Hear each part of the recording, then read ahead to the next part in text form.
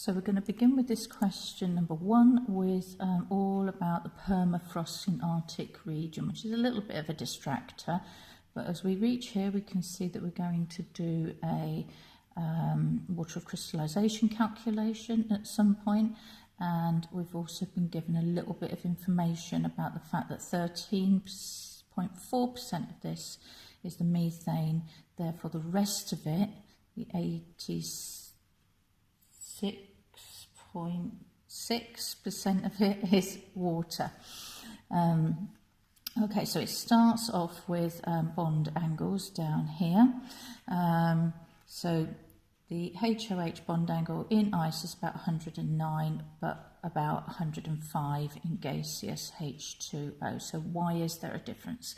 So as we look at this, we should realise that this is a 4 bonding pair situation. Yep. This is a 2 bonding pair, 2 lone pair situation. Yeah, this is 104.5 degrees, just rounded up to 105.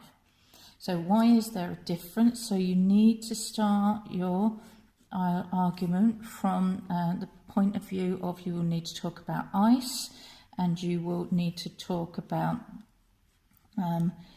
gaseous H2O or H2O gas if you prefer. Okay, so we've got those two. So start talking about ice. Yeah, ice has got hydrogen bonding, and that means it has equivalent of 4 bonding pairs of electrons, yeah, pairs of electrons. Yeah. Gaseous, yeah, only has 2 bonding pairs. I'll be shorthand there, and 2 lone pairs. Yeah, write those out in full if you do it yourselves. And also, therefore, point out that final thing is that your lone pairs repel more than bonding pairs.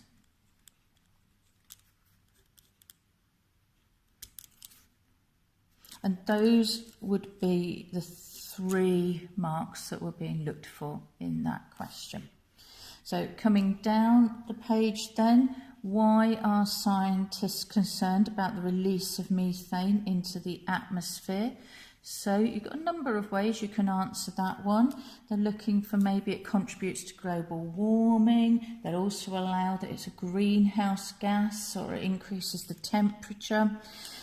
Or specific answers like it's actually the CH bonds that are vibrating and that it absorbs, or those bonds absorb infrared radiation. So any one of the comments around there would give you the correct, would give you all the marks for that. So let's take a look at the last part. So here we are, we're down to a calculation. Determine the formula of methane hydrate, CH4xH2O. In the formula, show the value of x to 2 decimal places. Make sure you get that right. In fact, if I just go down to the bottom of the page, write it in. As soon as you read it, write it in to remind yourself what you've got to do as you read that instruction there. Because sometimes, especially on a bigger one of these, you might forget by the time you get to the bottom of this page. So set this up like an empirical formula, CH4 and XH2O. Put your percentages in. So from the top of the page we have 13.4. So if 13.4% of it is that, 86.6 is water. So then we'll put the MRs in of both of those bits. So we have got 16 for that one, and we've got 18 for that one. So the number of moles of each of these comes at 0.8375 and 4.811. Okay. So we're going to divide by the smallest. Yeah, so our smallest is 0.8375.